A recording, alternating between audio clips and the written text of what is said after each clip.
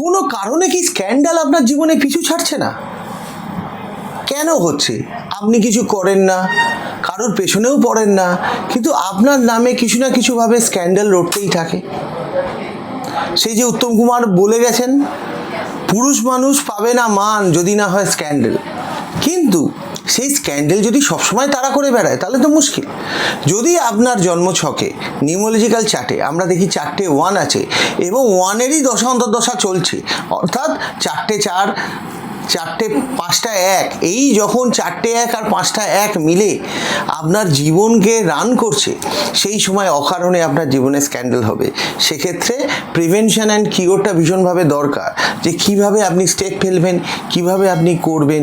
তার জন্যে ছক, হাত এবং নিউমোলজি চার্ট দেখে আমরা যেভাবে গাইড করব সেভাবে এগিয়ে চলুন, আপনার এই প্রবলেম সলভ হয়ে যাবে। ভালো থাকবেন, সুস্থ থাকবেন, নমস্কার।